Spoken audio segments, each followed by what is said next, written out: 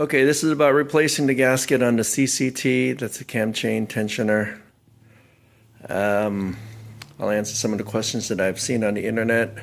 So anyway, this is a 2006 DR650SE. It's got about 7,200 miles. It started to develop a leak at about 6,000 miles, roughly 6,300 miles. I did a tour on it and it was leaking pretty badly.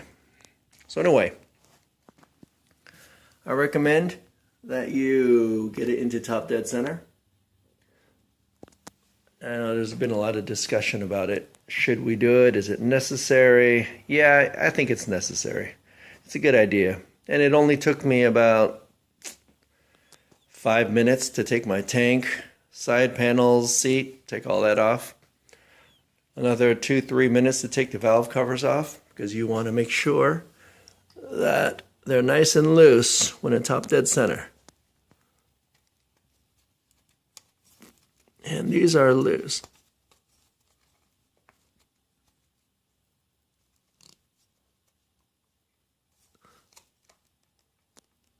You can kind of hear them. These are a little bit looser. Anyway, yeah, it's a good idea to do it.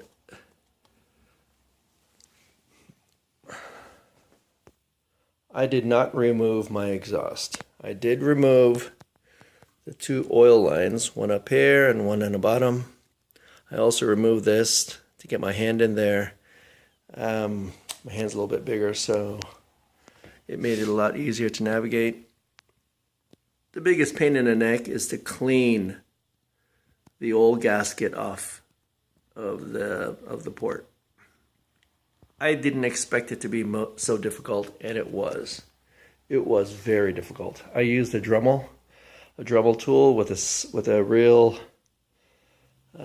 soft grinder on it, and it took it right off. So here's the CCT. This plunger will only go one way. It'll come out, but it will not go back in. So in order to put it back in, you got to retract it with a screw that fits inside of here. A screwdriver will fit inside there, and you rotate the screw.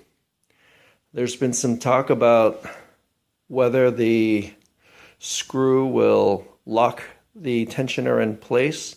Let's find that out. First of all, it's under a lot of tension. That spring really is quite a bit to turn. And look at that, it locks in place. So it's going to make it a lot easier to reinstall. I don't have to worry about keeping a screwdriver in there and keeping tension on it. All right, looking good so far. I recommend you get a little bucket, put all your tools and nuts and screws in there, because there's quite a bit. Here is the piece that you want to replace. It was only $2.80 or something like that. It was really cheap. But I suppose you can use silicone or something like that to plug up your hole. But if you're going to get in there anyway, just get the right part. Okay, so I got the gasket on there. I put 2 coats of an RVT silicone gasket, high temperature. One on either side of the gasket. I think that'll give it a little bit better of a seal, especially if there's some imperfections inside here. I don't expect there to be any, but just in case. And now I'm going to put it back in. But I won't be videoing it because it'll probably be a pain in the neck. Also, I recommend that if you do leave the exhaust on, remove the bottom bolt before you remove the top bolt.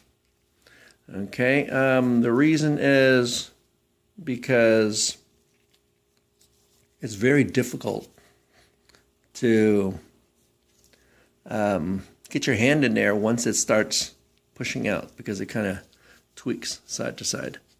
So remove the bottom bolt first, then take the top bolt off.